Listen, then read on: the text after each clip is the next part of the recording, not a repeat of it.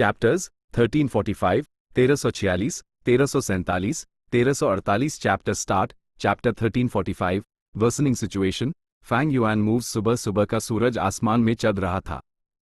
Don हो चुकी थी, लेकिन हवा में अभी भी हल्की नमी थी। डूहू क्लैन के गू इमॉर्टल्स बादलों के ऊपर खड़े नीचे की घाटी को देख रहे थे। Golden cloud canyon.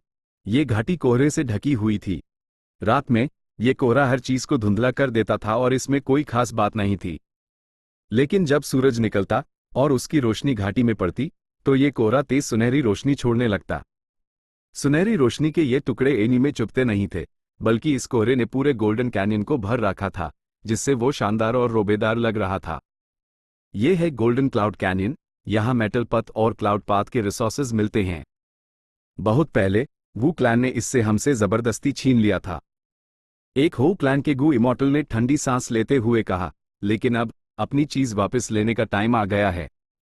दूसरे हो क्लैन के गू इमॉर्टल ने सर हिलाया। उसके शरीर से एक हल्की रोशनी चमकी।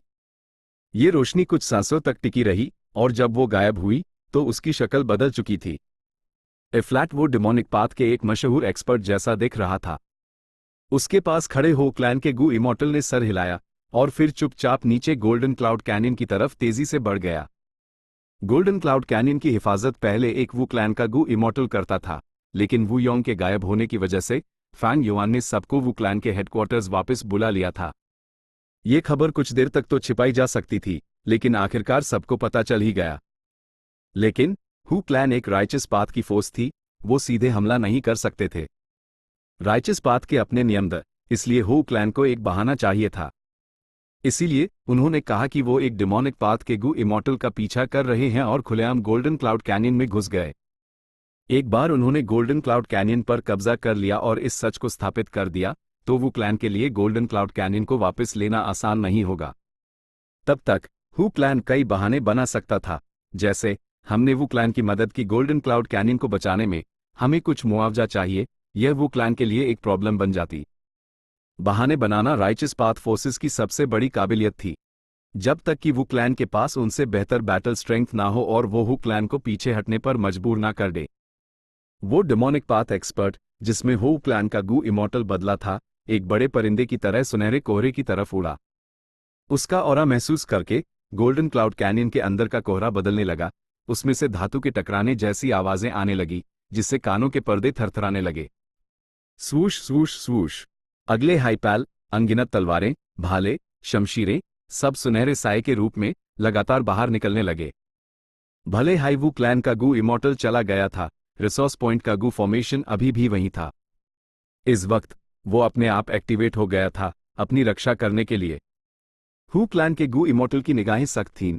उसने आवाज लगाई और एक ताकतवर ब्लेड ची तेजी से नीचे आई। जहां से भी वो गुजरी, स्पेस टूट गया और हवाएं तेजी से चलने लगी। साफ था, हू क्लैन पूरी तैयारी के साथ आया था। उसने ब्लेड ची इमॉर्टल गू का इस्तेमाल किया था। वू क्लैन का गू फॉर्मेशन तो बस एक मोर्टल गू फॉर्मेशन था। वो एक रैंक 7 गू इमॉर्टल का मुकाबला कैसे कर सकता था? एक ही हमले में न सिर्फ वो अनगिनत सुनहरे साए टूट गए, बल्कि पूरा गू फॉर्मेशन भी तबाह हो गया। एक झटके में कैनियन का सुनहरा कोहरा बीच से फट गया और कोहरे का एक बड़ा हिस्सा अलग हो गया, जिससे कैनियन का असली चेहरा सामने आ गया। दोनों हू क्लैन के गू इमॉर्टल्स की ईंट में लालच की चमक थी। डेमोनिक पाथ के बदमाश, कहां भाग रहा है? एक हू क्लैन के गू इमॉर्टल ने चिल्लाते हुए आगे बढ़ा। एक बैंगनी झरने धुंध की तरह नीचे गिर रहा था। वो 180 फीट ऊंचा था। जहरीला झरना। इस झरने के पास एक पहाड़ पर एक मामूली सा गांव था, जिसे वू क्लैन ने खास तौर पर बसाया था। मारो मारो। मोर्टल गू मास्टर्स का एक बड़ा झुंड पहाड़ पर चढ़ गया। वू क्लैन के गू मास्टर्स पीछे हट गए। वो अपनी आखिरी डिफेंस लाइन पर थे। वू क्लैन का लीडर, एक रैंक 4 गू मास्टर, चौराहे पर खड़ा होकर अपने दुश्मनों पर चिल्लाया, तुम्हारी यांग क्लैन सच में बहुत नीच है। तुमने हमारे वू क्लैन पर हमला किया। HMPH, हमने बहुत बर्दाश्त कर लिया तुम लोगों को। तुम लोग यहां कब्जा करके हद से ज्यादा दादागिरी कर रहे थे। मेरे माँ बाप बस एक गू वर्म चाहते थे अपना जहर ठीक करने के लिए, लेकिन वो इसी पहाड़ में मार दिए गए। आज हम हिसाब बराबर करेंगे। यांग क्लैन का लीडर गू मास्टर अभी काफी जवान था। वो गुस्से और नफरत के साथ पहाड़ पर चढ़ गया। Damn it. वू क्लैन के गू मास्टर्स एक डिफेंसिव लोकेशन पर लेकिन यांग क्लैन पूरी तैयारी से आई थी, उनकी संख्या बहुत ज्यादा थी। वू क्लैन के गू मास्टर्स का हार ना तय था, वो बस एक गुप्त गुफा से भाग सकते थे। यांग क्लैन के गू मास्टर्स ने वू क्लैन को हरा दिया, वो गांव के मलबे पर खड़े होकर जश्न मानने लगे। बादलों के ऊपर ये सब देख रहे यांग क्लैन के गू इमॉर्टल्स के चेहरों पर खुशी साफ झलक रही थी। ये वो इलाका था जहां यांग क्लैन और वू क्लैन की सीमाएं मिलती थी। यांग क्लैन ने बहुत पहले से इसकी प्लानिंग की थी। उन्होंने यांग क्लैन के कुछ मॉर्टल्स को यहां भेजा और उन्हें यहीं रहने दिया, जिससे उनके और वू क्लैन के बीच झगड़े शुरू हो गए। इसी बहाने यांग क्लैन ऐप खुलेआम वू क्लैन के इलाके पर हमला करके कब्जा कर सकता था। राइचस पाथ के नियमों के अनुसार ये सिर्फ मोर्टल झगड़े थे, जब तक गू इमॉर्टल सीड्स ना मारे जाएं, इसका कोई अंजाम नहीं होता। जहरीला झरना बस एक मामूली मॉर्टल रिसोर्स पॉइंट था, जहां कुछ मोर्टल पॉइजन पाथ गू पैदा होते थे। गू इमॉर्टल्स के लिए इसकी कोई अहमियत नहीं थी। लेकिन एक बार ये रास्ता खुल गया तो अब से यांग क्लैन को बस आगे बढ़ना था अपने असली मंजिल तक पहुंचने के लिए, जो थी असली दौलत, कॉप्स माउंटेन। रंबो नदी का पानी बिजली की तरह गरज रहा था। एक याओ क्लैन के गू इमॉर्टल के कानों में आवाज गूंज रही थी। वो कॉप्स एम्परर यू डिंग टियन की चोटी पर खड़ा था, गुस्से में बहती लाल नदी को देख रहा था। यहां से ज्यादा दूर नहीं, दो नदियां जुड़ती थी, लाल ड्रैगन नदी और पीली ड्रैगन नदी। ये दोनों नदियां एक साथ मिलकर एक बड़ा भंवर बनाती थी जो बड़ी बड़ी लहरें पैदा करता था। ये बेहद खतरनाक था। सदर्न बॉर्डर की 3 नदियां आम नहीं थी, चाहे वो लाल ड्रैगन नदी हो, पीली ड्रैगन नदी या जेड ड्रैगन नदी। इन नदियों में कभी कभी स्पिरिट स्प्रिंग्स बन जाते थे और ये स्पिरिट स्प्रिंग्स नदी के पानी में मिल जाते। एक बार जब वो बह जाते तो नदी का पानी नेचुरल एसेंस से भर जाता, जिससे और ज्यादा गू मटेरियल्स बन पाते। कॉप्स एम्परर यू डिंग टियन ये एक बहुत ही खास पहाड़ था। पुराने जमाने में सदर्न बॉर्डर का एक रैंक 8 गू इमॉर्टल एक ज़ॉम्बी में बदल गया था और उसने कई सुपर क्लान्स की संयुक्त सेना से लड़ाई की थी। जब वो रैंक 8 इमॉर्टल ज़ॉम्बी मर गया तो ये जगह एक बंजर जमीन बन गई। इसकी कोई कीमत नहीं थी। लेकिन किसे पता था कि जैसे जैसे वक्त बीता, धीरे धीरे इस रैंक 8 इमॉर्टल ज़ॉम्बी की कटी फटी लाश पर नदी से मिलने वाले नेचुरल एसेंस के पोषण से और नदी के पौधों के इस पर जात जमाने से ये जगह एक लाशों का पहाड़ बन गई। ये लाशों का पहाड़ हजारों फीट ऊंचा था। इसमें बड़ी संख्या में ज़ॉम्बीज रहते थे और ये ट्रांसफॉर्मेशन पाथ ज़ॉम्बी गू और साथ हाइकी पाथ ज़ॉम्बी चीगू पैदा करता था। सदर्न बॉर्डर के ज़ॉम्बी अलायंस का हेडक्वार्टर्स एक्सपोज होने से पहले उन्होंने इस कीमती इलाके पर नजर रखी थी और इसे वू क्लैन से ऊंची कीमत पर खरीद कर अपना हेडक्वार्टर्स बनाना चाहते थे, लेकिन वू क्लैन ने उन्हें माना कर दिया। ज़ॉम्बी अलायंस को ये नहीं मिला, लेकिन अब ये मेरे याओ क्लैन का है। याओ क्लैन का गू इमॉर्टल बहुत एक्साइटेड था। उसने दूर देखा, नदी से परे किनारे की तरफ। वो वू क्लैन का इलाका था। कॉप्स एम्परर यू डिंग टियन पर कब्जा करने के बाद लाल ड्रैगन नदी के पूर्व और पीली ड्रैगन नदी के उत्तर में वू क्लैन का इलाका पूरी तरह से उनके हाथ से निकल जाएगा। याओ क्लैन ने कॉप्स एम्परर यू डिंग टियन पर कब्जा कर लिया। ये एक ब्रिजहेड जैसा था। अब वो आखिरकार वू क्लैन के दूसरे इलाकों पर हमला शुरू कर सकते थे। कहीं से ये खबर फैल गई थी कि वू योंग मार चुका है। ऐसी खबर मिलने के बाद कई सुपर फोर्सेज ने चुपके से हाथ मिला लिया था, इसलिए इस बार उन्होंने अकेले काम नहीं किया। याओ क्लैन, यांग क्लैन और हो क्लैन, ये बस उनमें से 3 क्लैन थे। वू क्लैन के हेडक्वार्टर्स में अफरा तफरी मची हुई थी। डैम इट, ये तीनों क्लान्स हद से ज्यादा हिम्मत दिखा रहे हैं। हमने एक साथ 3 रिसोर्सेज खो दिए, खासकर कॉप्स एम्परर यू डिंग टियन। ये बहुत बड़ा नुकसान है। पहले के जमाने में वू क्लैन ने ऊपर से नीचे तक कितनी मेहनत और कितनी बड़ी कीमत चुकाकर इसे हासिल किया था। बदला लो, हमें बदला लेना होगा। हमारे पास अपने इमॉर्टल गू हाउसेज हैं, हमें किस बात का डर है? वू क्लैन के गू इमॉर्टल्स बेचैनी में चिल्ला रहे थे। कुछ बहस कर रहे थे, कुछ ने अपने हाथ उठाकर विरोध जताया और कुछ चुप थे। वू योंग के गायब हुए 10 दिन से ज्यादा हो गए थे। वो जिंदा था या मर गया, ये पता नहीं था। वू क्लैन इस इंफॉर्मेशन को छिपाने की कोशिश कर रहा था, लेकिन जैसा कि वू बाचोंग ने अंदाजा लगाया था, मास्टरमाइंड ने पहले ही इसकी खबर फैला दी थी।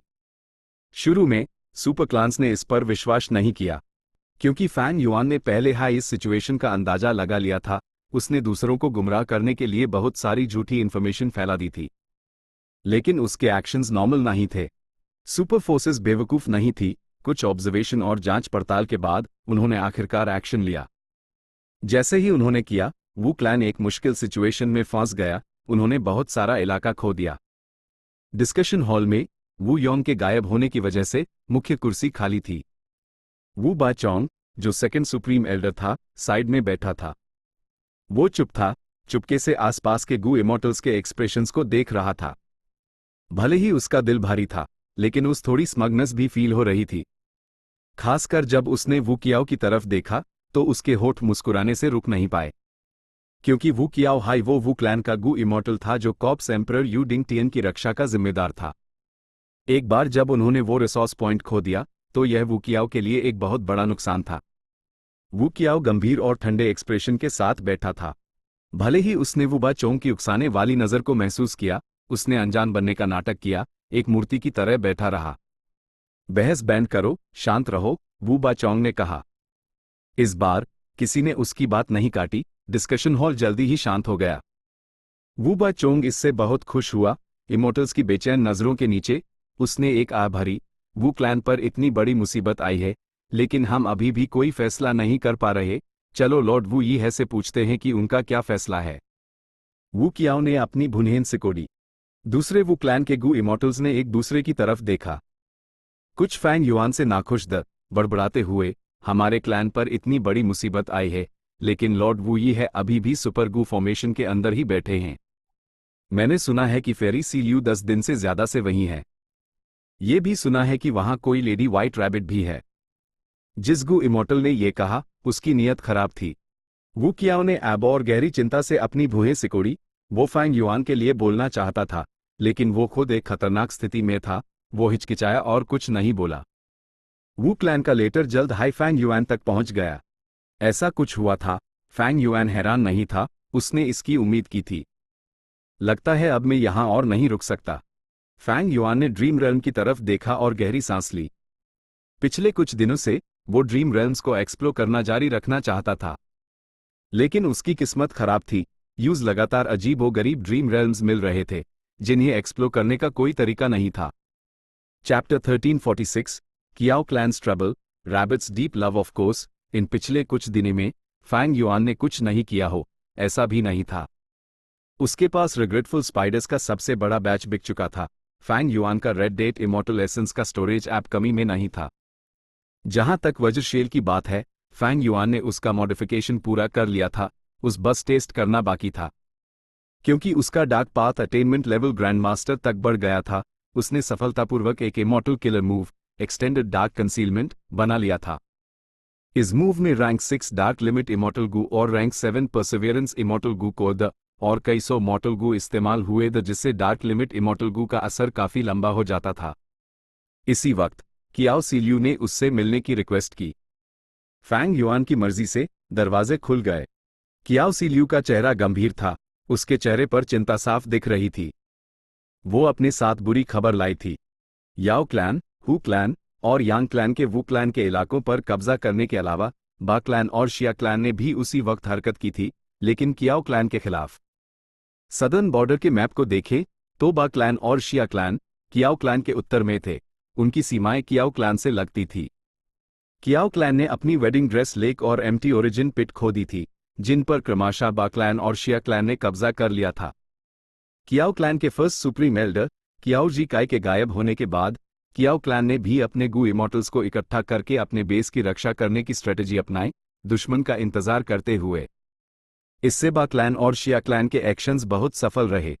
कियाओ क्लैन ने अभी अभी बहुत कुछ खो दिया था। वेडिंग ड्रेस लेक और एम्प्टी ओरिजिन पिट ऐसे रिसोर्स पॉइंट्स जो ब्लड टाइड पिट से भी ज्यादा कीमती थे। कियाओ क्लैन सबसे कमजोर राइचस पाथ सुपर फोर्स थी। डू रिसोर्स पॉइंट्स खोने के बाद कियाओ क्लैन गुस्से और दुख से भरी हुई थी। फैंग युआन ने भी इन दोनों रिसोर्स पॉइंट्स के बारे में सुना था। सदर्न बॉर्डर में इस वेडिंग ड्रेस लेक के बारे में एक लोक कथा मशहूर थी। कहानियों के अनुसार स्वर्ग में एक परी कपड़े बुनती थी, अपनी शादी का जोड़ा बनाते हुए। जिसे भी वो मिलता वो इस परी का पति बन जाता। जब परी ने शादी का जोड़ा बना लिया तो उसने यूं इस झील में फेंक दिया और उस झील के किनारे रहने वाले एक मछुआरे ने उठा लिया। इमोर्टल और मोर्टल एक दूसरे से प्यार करने लगे, झील के अंदर रहते हुए हमेशा खुशी खुशी। ये कहानी ज्यादातर काल्पनिक थी, लेकिन वेडिंग ड्रेस लेक में हर तरह के क्लोथिंग गू थे, जैसे fire cloak Gu, water armour Gu, wood armour Gu और भी बहुत कुछ। जब से यह कियाओ क्लैन के कंट्रोल में थी, इसने 3 वाइल्ड इमॉर्टल गू पैदा किए थे। जहां तक एम्प्टी ओरिजिन पिट की बात है, उस आसपास के पहाड़ों में रहने वाले आम लोग आखिरी आराम की जगह मानते थे, जहां से इमॉर्टल रेल्म से संपर्क हो सकता था। जब अनजान मॉर्टल्स मर जाते तो उनके शव इस गड्ढे में फेंक दिए जाते। इन शवों के नीचे गिरने से पहले ही यहाँ के स्पेस पाथ डाउ मार्क्स उन्हें चीर फाड़ देते। ये अनजान मॉर्टल्स सोचते थे कि इसका कारण यह है कि वो मरने के बाद इमॉर्टल रेल्म में पहुंच गए हैं। सच्चाई ये थी कि ये जगह स्पेस पाथ रिसोर्सेज पैदा करने के लिए बेहतरीन थी। शिया क्लैन इसे बहुत पहले से चाहता था, और भले हाई कियाओ क्लैन उनका मुकाबला नहीं कर सकती थी, उन्हें वू क्लैन का सपोर्ट था। फ्लैट जब कियाओ जी सियाई और वू योंग दोनों गायब थे, ये एक बड़ा मौका था। शिया क्लैन इसे कैसे छोड़ सकती थी? कियाओ क्लैन और वू क्लैन काफी लंबे समय से अलायंस में थे, उनकी किस्मत एक दूसरे से जुड़ी हुई थी। कियाओ क्लैन पर बा क्लैन और शिया क्लैन ने हमला किया, यह वू क्लैन पर हमला होने जैसा ही था। इस तरह याओ क्लैन, हू क्लैन और यांग क्लैन को मिलाकर कुल 5 सुपर फोर्सेस वू क्लैन पर हमला कर रही थी। हालत बाद से बदतर हो चुके थे। अगर वो इससे रोक नहीं पाए तो वू क्लैन और कियाओ क्लैन बाद में और भी इलाके खो देंगे। मैं अभी इंतजाम करता हूं, वू कियाओ यहां इमॉर्टल गू हाउस लेकर आएगा और हमें वापस एस्कॉर्ट करेगा। फैंग युआन ने कियाओ सी ल्यू से कहा। कियाओ सी ल्यू ने सर हिलाया, वो इसी वजह से आई थी। कियाओ क्लैन की इस मुश्किल घड़ी में कियाओ सी ल्यू को फैंग युआन से मदद मांगनी हाई पड़ी। असल में फैंग युआन की देरी की वजह से कियाओ सी ल्यू पहले से ही बहुत नाखुश थी। अगर ये बात ना होती कि कियाओ क्लैन के पास सिर्फ एक इमॉर्टल गू हाउस था, तो वो अब तक एक भेजे कर फैंग युआन को ले जा चुके होते। तुम भी जाकर इंतजाम करो, कियाओ क्लैन के गू इमॉर्टल्स को इकट्ठा करो, हम सब साथ में निकलेंगे। फैंग युआन ने फिर कहा। कियाओ सी ल्यू हैरान रह गई, साथ में? तो यहाँ का क्या होगा? हमें इसे थोड़े टाइम के लिए छोड़ना पड़ेगा। फैंग युआन ने अपना मन बना लिया था, वो बिल्कुल नहीं हिचकिचाया। तो एन इमॉर्टल गू का क्या जो हमने इस फॉर्मेशन को बनाने में इस्तेमाल किए हैं? कियाओ सी ल्यू ने अपनी भुनहीन सिकोड़ी। हम उन्हें अपने साथ ले जाएंगे, वरना कुछ बुरी नीयत वाले गू इमॉर्टल्स उन्हें जबरदस्ती रिफाइन कर लेंगे या तोड़ देंगे। हम जानते हैं कि ये लोग क्या कर सकते हैं। बहाने ढूंढना बहुत आसान है, फैंग युआन ने साफ साफ कहा। ये मत भूलो कि मेरा फॉर्मेशन पाथ अटेनमेंट कम नहीं है, मैं कुछ इमॉर्टल गू निकालने में काबिल हूं। फैंग युआन ने जोड़ा। कियाओ सी ल्यू को फैंग युआन और ची शांग का कंपटीशन याद आ गया, उसने सर हिलाया, सोचते हुए, वो ये है का फॉर्मेशन पाथ अटेनमेंट सच में कम नहीं है। ची शांग ने भी एक बार उसकी तारीफ की थी। असल में वो फैंग युआन को कम आंक रही थी। इस वक्त उसका formation path attainment level grand master था, वो ची शांग के बराबर था। पहले ये सुपरगू फॉर्मेशन उसके लिए एक बिल्कुल अनजान पहेली थी, वो कुछ नहीं देख पा रहा था। लेकिन एक फॉर्मेशन पाथ ग्रैंड मास्टर बनने के बाद और यहां इतने लंबे समय तक रहने के बाद फैंग युआन को इस सुपरगू फॉर्मेशन की काफी गहरी समझ हो गई थी। इस गू फॉर्मेशन को मॉडिफाई करना उसकी काबिलियत से बाहर था, लेकिन कुछ इमॉर्टल गू निकालना पॉसिबल था। फैसला होने के बाद कियाओ सी ल्यू ने कियाओ क्लैन के गू इमॉर्टल कियाओ बो को बुलाया। सामान पैक कर लो, जब वू क्लैन का इमॉर्टल गू हाउस आएगा हम निकलकर अपने बेस वापस जाएंगे। कियाओ बो ने तुरंत हामी भरी, एक के बाद एक पूछते हुए, वो कब आ रहे हैं? मुझे क्लैंसमैन को अरेंज करना होगा। कियाओ सी ल्यू ने फैंग युआन की तरफ देखा। फैंग युआन ने अपना हाथ हिलाया, जल्दी नहीं, मैंने अभी उनसे कांटेक्ट किया है, थोड़ा टाइम लगेगा। कियाओ बो के चेहरे पर खुशी आ गई और वो इज्जत से चला गया। भले हाईवू क्लैन का बेस यीटियन माउंटेन के पास है, अगर वो एक इमॉर्टल गू हाउस भेजे रहे हैं तो यहां पहुंचने में 4 से 5 दिन लगेंगे। इस केस में मेन बिजनेस का फाइनल राउंड कर सकता हूं। कियाओ बो ने जाते जाते सोचना शुरू कर दिया। जिस बिजनेस के बारे में उसने सोचा वो आम नहीं बल्कि इमॉर्टल अपॉर्चुनिटी बिजनेस था। कियाओ क्लैन और वू क्लैन बड़ी मुश्किल में थे, इस वजह से कियाओ क्लैन और वू क्लैन के गू इमॉर्टल्स चिंतित द और इमॉर्टल अपॉर्चुनिटी बिजनेस पर बहुत बुरा असर पड़ रहा था। कियाओ क्लैन के डू गू इमॉर्टल्स यहां सुपर गू फॉर्मेशन की रक्षा के लिए तैनात थे। कियाओ बो उनमें से एक था, उसके पास रैंक 6 कल्टिवेशन लेवल था। जब उस यहां भेजा गया था तो उसने इस फैसले पर नाखुशी जाहिर की थी, लेकिन इमॉर्टल अपॉर्चुनिटी बिजनेस ने उसका मन बदल दिया था। फ्लैट जब हम वापस जा रहे हैं, इमॉर्टल अपॉर्चुनिटी बिजनेस जारी नहीं रह सकता, हो सकता है बाद में लड़ाइयां भी हों। जब जाना ही है तो मैं इस बार एक बड़ा हाथ मारूंगा। कियाओ बो ने अपने दांत पीसे, अपना मन बनाते हुए। एक दिन बाद कियाओ बो डेमोनिक पाथ की गु इमोर्टल फेरी मियाओ यिन से मिला। फेरी, हम फिर मिल गए। कियाओ बो के चेहरे पर उत्साह था, उसकी एगी इधर उधर घूम रही थी जब वो फेरी मियाओ यिन को देख रहा था। भले हाई फेरी मियाओ यिन डेमोनिक पाथ में थी, उसकी ताकत और खूबसूरती टॉप टियर थी, वो सदर्न बॉर्डर की 3 महान फेरीज में से एक थी, कियाओ सीलियू के बराबर। हमेशा से फेरी मियाओ यिन जायंट ड्रीम रेल में जाकर अवसर ढूंढने आती थी। भले ही उसकी सोल अक्सर जख्मी हो जाती थी, उसने जो ड्रीम पाथ मटेरियल्स इकट्ठे किए थे वो कम नहीं थे। भले हाइवू क्लैन और कियाओ क्लैन और दूसरे सुपर फोर्सेस ने उससे ये ड्रीम पाथ मटेरियल्स खरीदने की कोशिश की, फेरी मियाओ यिन ने बिना हिचकिचाए सबको मना कर दिया। चलो अंदर चलकर बात करते हैं, कियाओ बो ने फेरी मियाओ यिन के पीछे खड़े डुगू इमोर्टल्स को देखते हुए कहा। नियमों के अनुसार हर बिजनेस में सिर्फ एक डिमोनिक कल्टिवेटर या लोन इमोर्टल हाई हो सकता था, लेकिन इस बार क्योंकि कियाओ बो जा रहा था, उसने एक बड़ा रिस्क लिया और एक साथ 3 गू इमोर्टल्स को अंदर ले आया। उसी समय वू क्लैन के एरिया में लेडी व्हाइट रैबिट ने वुअन को देखा। लॉर्ड वुअन, क्या ये सच है कि सब लोग जा रहे हैं? और इतनी जल्दी? वुअन ने सर हिलाया। सिचुएशन अच्छी नहीं लग रही, मुझे यकीन है तुमने कुछ अफवाहें सुनी होंगी। लेकिन ये कोई प्रॉब्लम नहीं है, चिंता मत करो, वू क्लैन गिरेगा नहीं। बस यहां रहो और इमोर्टल अपॉर्चुनिटी बिजनेस संभालो, हमारे वापस आने का इंतजार करो। लेडी व्हाइट रैबिट ने कुछ देर सोचा और फिर धीरे से पूछा, जाने से पहले मेन लॉर्ड वू यी है से फिर मिलना चाहती हूं, क्या ये पॉसिबल है? ये वुअन के चेहरे पर एक मुश्किल एक्सप्रेशन था। लॉर्ड वू यी है अभी सक्लूजन में हैं, वो एक इमोर्टल किलर मूव डिड्यूस करने की कोशिश कर रहे हैं, हो सकता है उनके पास तुम्हारे लिए टाइम ना हो। लेडी व्हाइट रैबिट के चेहरे पर उदासी छा गई। पता नहीं क्यों लेकिन मुझे एक बुरा एहसास हो रहा है, मेन लॉर्ड वू यी है से मिलना चाहती हूं, मैं बस उन्हें एक झलक देखना चाहती हूं। वो भी तो जा रहे हैं ना? मैं यहां कुछ दिन इंतजार करूंगी जब तक वो बाहर नहीं आते, क्या ये ठीक है? वुअन ने गहरी सांस ली। एक नजर में ही साफ था कि लेडी व्हाइट रैबिट के दिल में वू यी है के लिए फीलिंग्स थी। अफसोस की बात है कि यह प्यार एक तरफा है, मुझे डर है कि लॉर्ड वू यी है की नजरों में लेडी व्हाइट रैबिट बस एक टूल है। कितने शर्म की बात है। वुअन को अपने अंदर कुछ हमदर्दी महसूस हुई। उसने सर हिलाया। ठीक है, तुम यहां रुक सकती हो, लॉर्ड वू यी है अपने क्लोज कल्टिवेशन के बाद तुमसे मिल लेंगे। Thank you, thank you. Lady white rabbit खुशी से झूम उठी, उसने जल्दी से उस ढेर सारा धन्यवाद दिया। सीक्रेट रूम में कल्टिवेट करते हुए फैंग युआन ने एक रैंक 7 इमोर्टल गू पकड़ा हुआ था। इमोर्टल गू प्रिकॉशन। यह गू वर्मडू हाथों के बराबर था, यह एक लंबे सिंग वाले छिपकली जैसा था जिसका एक्सोस्केलेटन काला था, यह बहुत भारी था। फैंग युआन के सॉवरन इमोर्टल बॉडी के साथ भी वो इसे पकड़ नहीं पा रहा था, लेकिन इसे फैंग युआन ने रिफाइन कर लिया था। अब यह हवा में तैर रहा था जब फैंग युआन यूज ऑब्जर्व कर रहा था।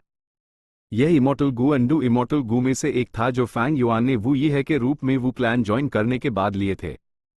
जैसा कि नाम से पता चलता है, इस इमोर्टल गू का काम गू इमोर्टल को प्रोटेक्ट करना था। यह रूल पाथ का था और इसकी एक कमजोरी थी, जब अकेले इस्तेमाल किया जाता तो इसे एक्टिवेट होने में कुछ टाइम लगता था। यह 10 सांस के बाद ही अपने असर को एक्टिवेट कर सकता था। 10 सांस का टाइम गू इमोर्टल्स के लिए कम नहीं था, खासकर घमसान लड़ाइयों में 10 सांस का टाइम 1 दर्जन राउंड्स की लड़ाइयों के लिए काफी था, जिसमें अनगिनत हमले किए जाते। और सबसे इंपॉर्टेंट, अगर कोई गू इमोर्टल चुपके से हमला करता तो जिंदगी और मौत का फैसला एक पाल में हो जाता। तब तक प्रिकॉशन इमोर्टल गू को एक्टिवेट करना बहुत स्लो हो जाता। लेकिन एक बार प्रिकॉशन इमोर्टल गू एक्टिवेट हो जाता तो 10 सांस के बाद इसका डिफेंसिव इफेक्ट कमाल का होता था। यह टॉप रैंक 7 डिफेंसिव इमोर्टल गू में से एक था। इसका स्टेटस स्वॉर्ड एस्केप इमोर्टल गू के बराबर था। कुछ टाइम पहले फैंग युआन के मन में एक नया आइडिया आया था। वो प्रिकॉशन इमोर्टल गू को इमोर्टल किलर मूव वज्रशेल में फ्यूज करना चाहता था। और अब उसने किलर मूव डिजाइन कर लिया था, उस बस टेस्ट करना बाकी था। चैप्टर 1347 चाय क्लैन हैज ह्यूमन स्मोक उसने शुरू किया। पहला स्टेप, फैंग युआन एक डिविनेशन टॉर्टस में बदल गया। दूसरा स्टेप, उसने बड़ी संख्या में मोर्टल गू को एक्टिवेट करना शुरू किया। उसके बाद वज्र थॉट इमोर्टल गू और कुछ और मोर्टल गू। तीसरा स्टेप और सबसे इंपॉर्टेंट, उसने प्रिकॉशन इमोर्टल गू को एक्टिवेट किया। पफ! फैंग युआन, जो कछुए के रूप में था, उसने मुंह से ढेर सारा खून उगल दिया। उसके इमोर्टल एपर्चर में बड़ी संख्या में मोर्टल गू नाश हो गए, लेकिन शुक्र है प्रिकॉशन इमॉर्टल गू मजबूत था और उसको कोई नुकसान नहीं पहुंचा। फैंग युआन का सर चक्कर खा रहा था, उसका इमॉर्टल किलर मूव फेल हो गया था, उसके ऑर्गन्स डैमेज हो गए थे, उस भारी चोटें आई थी। शुक्र है कि उसने एक डिविनेशन टॉर्टस, एक एंशिएंट डेसोलेट बीस्ट में ट्रांसफॉर्म कर लिया था, उसके पास एक सख्त शरीर और कमाल की रिकवरी स्पीड थी। अगर उसने ये ह्यूमन बॉडी में किया होता तो उसकी चोटें कहीं ज्यादा बुरी होती, उसके ऑर्गन्स और आंतें शायद उसी वक्त फट जाती। ऐसा क्यों हुआ? फैंग युआन हैरान था। ये उसके कॉन्सेप्ट से अलग था। असल में, इससे पहले कि प्रिकॉशन इमॉर्टल गू अपनी शक्ति का इस्तेमाल कर पाता, यह इमॉर्टल किलर मूव टूट गया। फैंग युआन ने इसकी उम्मीद नहीं की थी। फैंग युआन ने अफेक्शन इमॉर्टल गू और दूसरे विजडम पाथ इमॉर्टल गू का इस्तेमाल करके इस मॉडिफाइड इमॉर्टल किलर मूव को डिड्यूस किया था। ऐसी गंभीर गलती नहीं होनी चाहिए थी। ये उसके लिए सच में एक बहुत बड़ा झटका था। जब फैंग युआन की चोटें ठीक हो गई, उसने शांत होकर किलर मूव को देखा। कई डिडक्शंस के बाद फैंग युआन और भी परेशान हो गया, इसमें कोई प्रॉब्लम तो नहीं है। फिर अचानक उसके दिमाग में एक रोशनी चमकी, समझ गया। फैंग युआन को तुरंत समझ आ गया कि प्रॉब्लम कहाँ थी। उसने प्रिकॉशन इमॉर्टल गू को गलत समझ लिया था। जब प्रिकॉशन इमॉर्टल गू एक्टिवेट होता था तो वो लगातार रेड डेट इमॉर्टल एसेंस खर्च करता था, लेकिन इसकी पावर 10 ब्रेथ्स के बाद जारी होती थी। ये 10वीं सांस पर एक्टिवेट नहीं होता था, बल्कि 11वीं सांस पर। इसी छोटी सी गलती की वजह से पूरा इमॉर्टल किलर मूव फेल हो गया और फैंग युआन को बैकलैश झेलना पड़ा। सोचा ना था कि प्रॉब्लम यहां थी। ये सच में एक ब्लाइंड स्पॉट था। लगता है मुझे कुछ टाइम पाथ गू वॉर्म्स ऐड करने पड़ेंगे ताकि टाइम डिफरेंस की भरपाई हो सके। फैंग युआन का टाइम पाथ अटेनमेंट लेवल आम था, ये कभी ज्यादा नहीं बढ़ा था, क्योंकि उस कभी कोई टाइम पाथ ड्रीम रेल्म नहीं मिला था।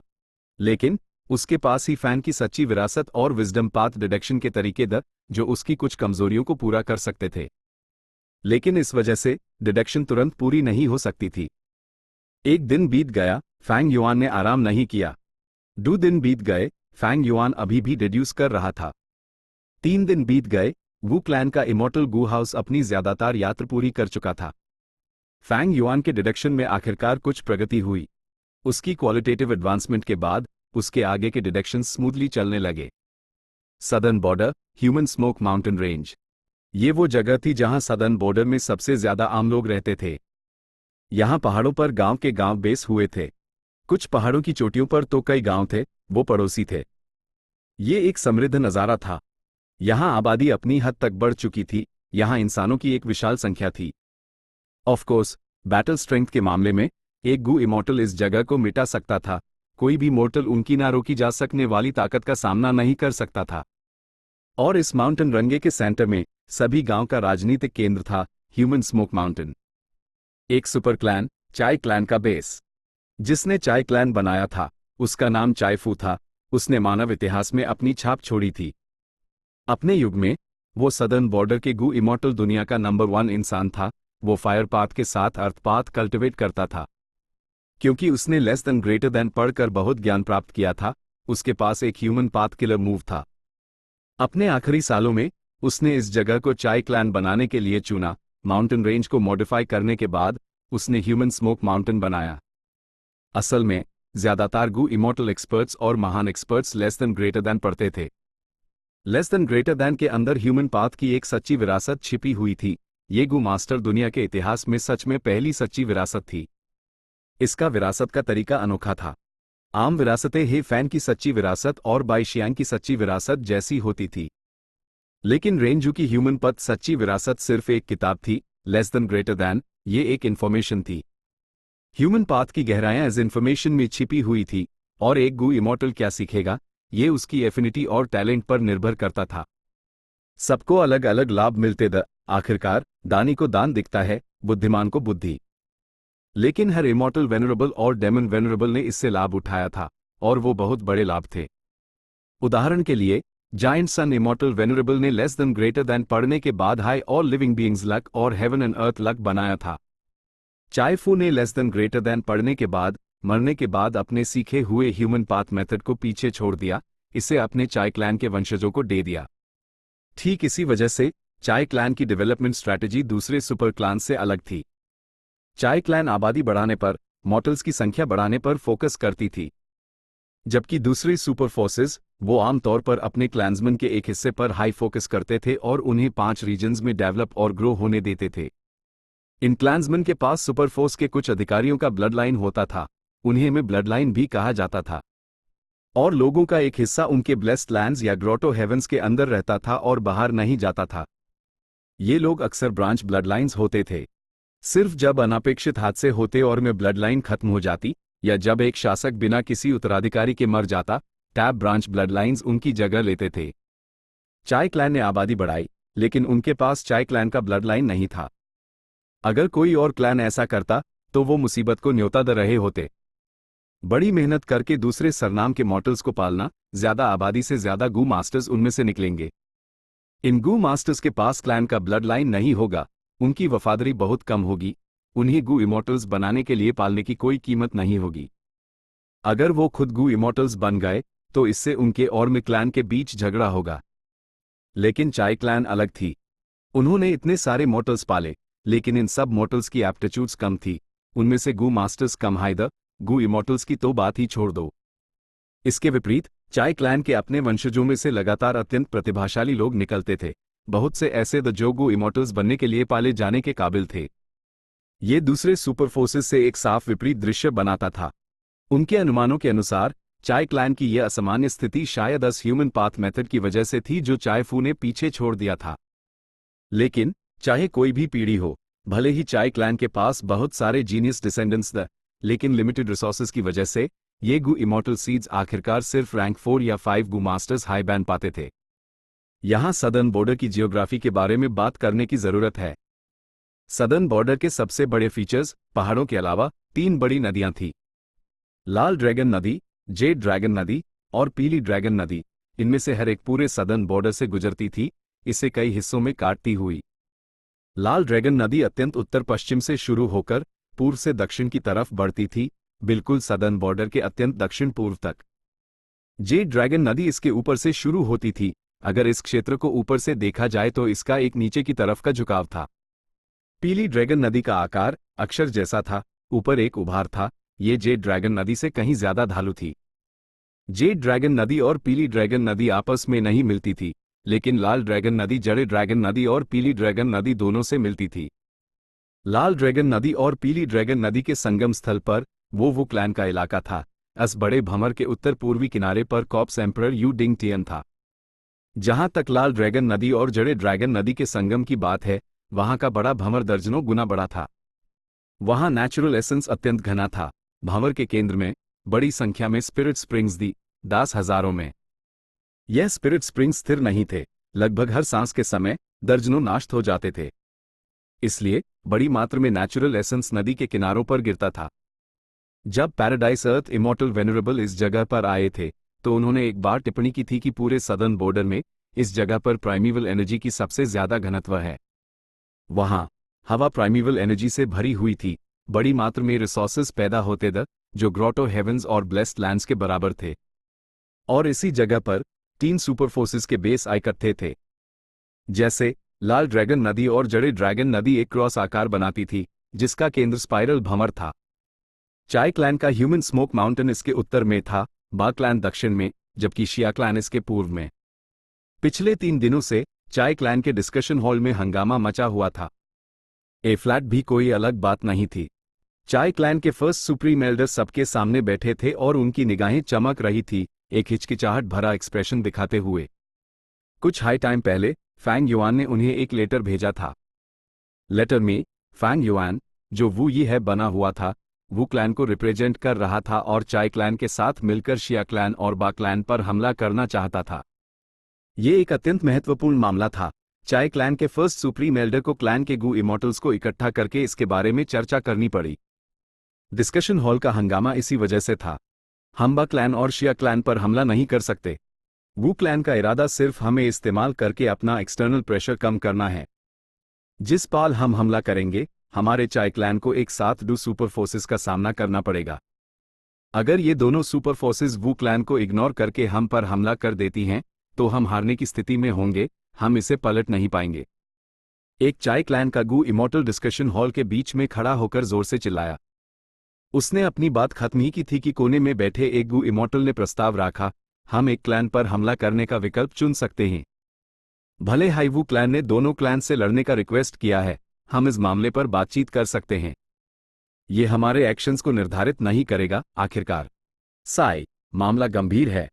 हमारे चाय क्लैन के आसपास इतने सारे मॉर्टल्स हैं, अगर हम लड़ते हैं तो दूसरी पार्टी को बस एक गू इमॉर्टल की जरूरत पड़ेगी। हमारे सारे मॉर्टल्स को खत्म करने के लिए हमें भारी नुकसान होगा। चाय क्लैन के एक बुजुर्ग गू इमॉर्टल ने आह भरी, वो बहुत चिंतित था। ह्यूमन पाथ मेथड की सीमा के कारण ये इंसान ह्यूमन स्मोक माउंटेन रेंज से बाहर नहीं जा सकते थे। इस तरह उन्हें इस जगह की रक्षा के लिए एक इमॉर्टल गू फॉर्मेशन या एक इमॉर्टल गू हाउस की जरूरत थी। ठीक इसीलिए हमें और रिसोर्सेस के लिए लड़ना होगा। सही बात है। हमारे चाय क्लैन का एडवांटेज ये है कि हमारे पास एक ह्यूमन पाथ मेथड है जिससे हमारे वंशजों में जीनियसेस पैदा होते हैं, लेकिन हमारे पास उन्हें पालने के लिए पर्याप्त रिसोर्सेस नहीं हैं। एक बार जब हम एक क्लैन या दोनों को भी भगा देंगे, हमें एक विशाल मात्रा में रिसोर्सेस मिलेंगे। हम जल्द हाई सदर्न बॉर्डर की नंबर 1 फोर्स बन जाएंगे। ये उन लोगों के तर्क जो लड़ना चाहते थे। चाय क्लैन के फर्स्ट सुप्रीम एल्डर चुप रहे। कुछ देर बाद उन्होंने हॉल में एक गू इमॉर्टल की तरफ देखा और पूछा, यू यान, तुम बताओ तुम्हारा क्या ख्याल है। Chapter 1348 easing the situation. Discussion hall शांत हो गया। सबकी निगाहें इस गू इमॉर्टल की तरफ मट गई। यह गू इमॉर्टल जवान दिखता था और उसकी शक्ल आम थी, कोई खास बात नहीं थी, लेकिन वो चाय क्लैन का एक इंपॉर्टेंट गू इमॉर्टल था। वो चाय क्लैन के फर्स्ट सुप्रीम एल्डर का विश्वासपात्र और काबिल सहायक था। चाय युयान, जो एक इन्फॉर्मेशन पाथ गू इमॉर्टल था, ने कुछ देर सोचा और फिर कहा, जिन चीजों पर मैं गौर कर रहा हूं वो शायद सबसे अलग हैं। पिछले कुछ दिनों से मैं वू यी है के बारे में सोच रहा हूं। वू योंग गायब हो गया है और माना जा रहा है कि वो मर चुका है। इससे कोई फर्क नहीं पड़ता कि यह सच है या नहीं या इसके पीछे कौन है। वू यी है इस वक्त वू क्लैन का लीडर है। मैं उसकी पर्सनैलिटी के बारे में सोच रहा हूं और वो असल में कितना सिंसियर है। हम सब वू यी है के ओरिजिन के बारे में जानते हैं। हम उसके बारे में बहुत कम जानते हैं। आखिर वो सदर्न बॉर्डर में बड़ा नहीं हुआ। आगे बोलो। चाय क्लैन के फर्स्ट सुप्रीम एल्डर की ईट में दिलचस्पी दिखी। चाय युयान मुस्कुराया और आगे कहा, असल में हमें वू यी है के बारे में सारी इन्फॉर्मेशन पहले से ही पता है। मैं न्यूज़ स्किप कर देता हूं। इस इन्फॉर्मेशन से हम इस इंसान के रवैये और पर्सनैलिटी को कम बेश समझ सकते हैं। मैं एक ऐसी चीज का जिक्र करूंगा जिसे सबने इग्नोर कर दिया। ओह, हम सबने कुछ इग्नोर कर दिया? चाय युयान ने अपनी नाक रगड़ी। मेरा मतलब है वो लेटर। वो ये है कि लेटर में वो हमारे क्लैन के साथ मिलकर बा क्लैन और शिया क्लैन दोनों पर हमला करना चाहता था। उसने बा क्लैन या शिया क्लैन में से किसी एक को नहीं चुना, उसने दोनों को टारगेट करने का फैसला किया। वो क्लैन हमेशा से इतना दबंग रहा है, क्या ये उनका काम करने का आम स्टाइल नहीं है? कुछ चाय क्लैन के गू इमॉर्टल्स को समझ नहीं आया। नहीं नहीं नहीं, वो ये है अलग है। चाय युयान ने अपना सिर हिलाया। ये हम उसके फ्रॉस्टी पीक और माउंटेन मूविंग ओल्ड मॉन्स्टर के साथ किए गए एग्रीमेंट से बता सकते हैं। उसके काम करने का तरीका अकेले कल्टिवेटर्स जैसा है। आखिरकार यूज वू क्लैन में वापस आए हुए कितना टाइम हाई हुआ है? वो ये है में वू क्लैन वाला घमंड नहीं है, लेकिन उसमें अकेले कल्टिवेटर्स वाली चतुराई जरूर है। वो जानता है कि एग्रीमेंट कैसे किए जाते हैं। मेरी नज़र में वो राइचस पाथ का हिस्सा बनने के लिए काफी टैलेंटेड है। उसने बा क्लैन और शिया क्लैन दोनों को अपने टारगेट के रूप में क्यों लिस्ट किया? जैसा कि पहले कहा गया था, उसने उनमें से एक को चुनकर दूसरे से शांति क्यों नहीं कर ली? क्योंकि जब हम वो क्लैन के साथ मिलेंगे, अगर हम हमला करने के लिए उनमें से एक को चुनते हैं, तो क्या दूसरा चुप बैठा रहेगा? वो लोग जरूर एक साथ मिलकर वो क्लैन और हम दोनों का मुकाबला करेंगे। चाय क्लैन के गू इमॉर्टल्स ने यह सुना और सर हिलाया, चाय युयान से सहमत होते हुए। चाय क्लैन, बा क्लैन, शिया क्लैन, ये तीनों क्लान्स लाल और जड़े नदियों के आसपास आए इकट्ठे थे। उनके रिश्ते पेचीदा थे। अगर एक क्लैन मजबूत हो जाता तो दूसरे दो मिलकर उसका विरोध करते।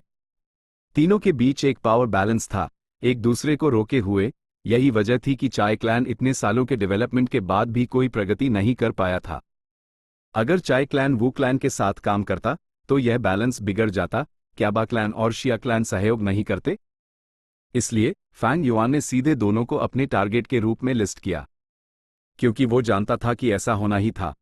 इसका मतलब है कि वो यह काफी दूर की सोचता है। जब उसने हमें उसके साथ सहयोग करने का सुझाव दिया तो उसने जरूर कई तैयारियां की होंगी। हमें इस बात की चिंता करने की जरूरत नहीं है कि वो क्लैन हमारे साथ खिलवाड़ करेगा। किसी ने कहा। चाय या यान ने सर हिलाया। मैं ये कहना चाहता हूं कि वो ये है, में पॉलिटिक्स में बहुत टैलेंट है। इन सभी डिटेल्स से मैं देख सकता हूं कि इस सहयोग में उसकी बहुत सिंसियरिटी है।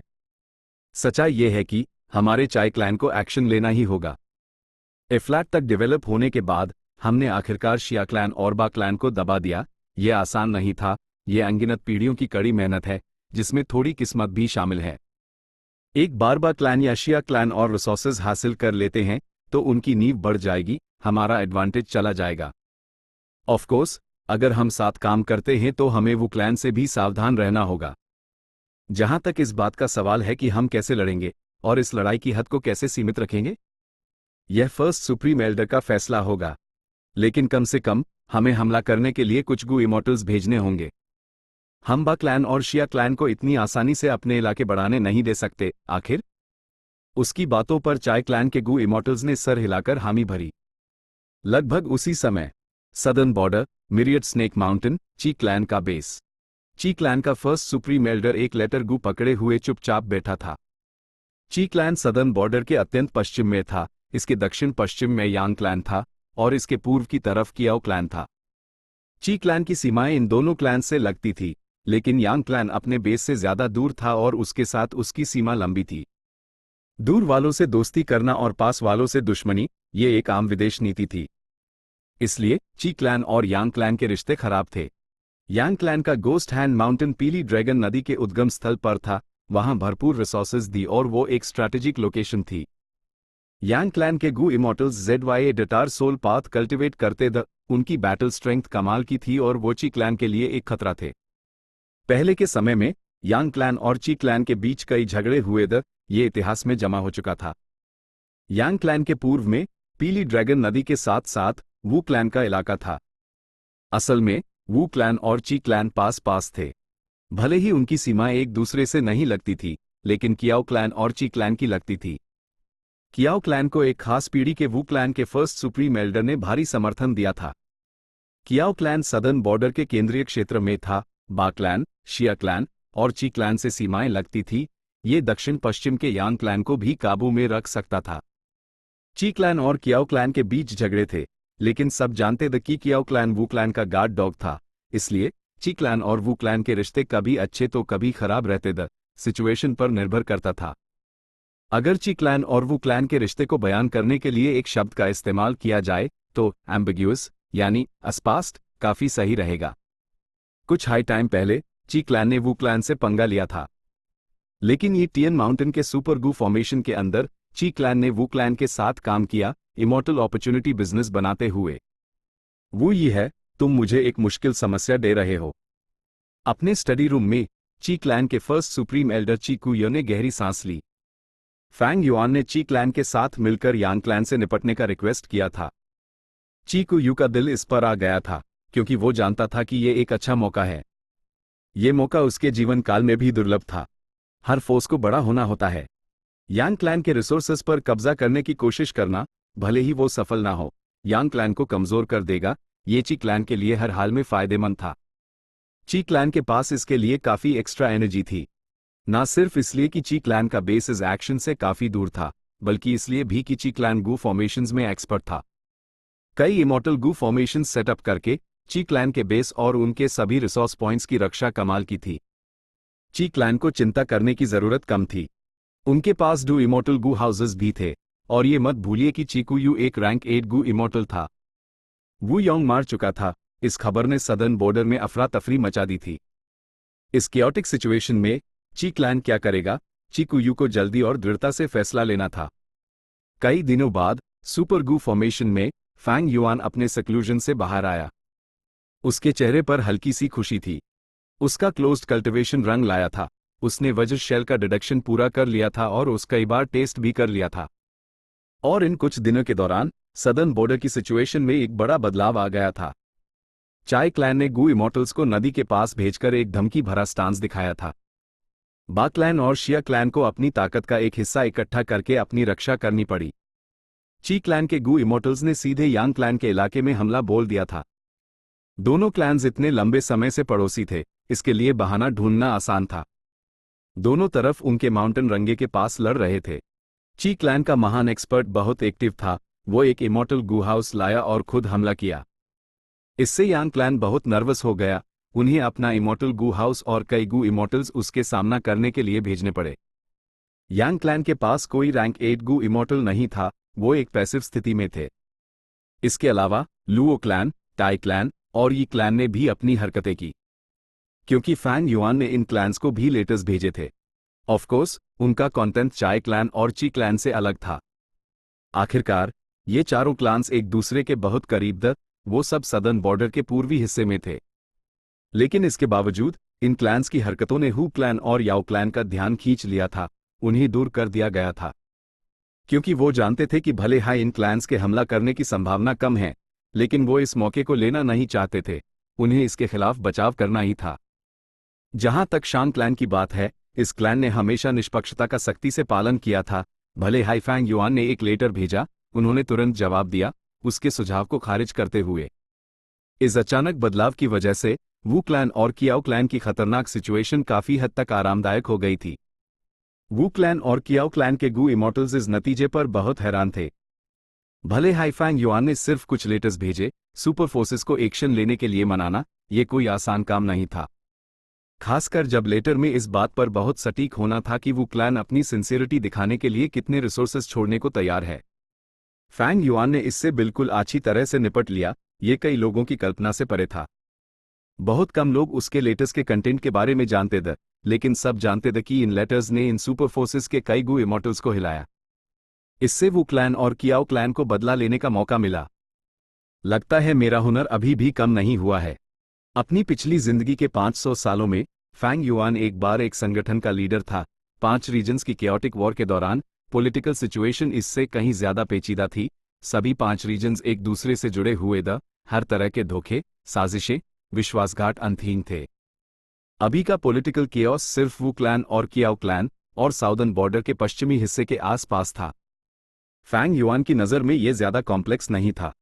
यूं सावधान रहने की जरूरत नहीं थी, वो सीधे समस्या पर हमला कर सकता था। वू क्लैन का इमॉर्टल गू हाउस आखिरकार पहुंच रहा है।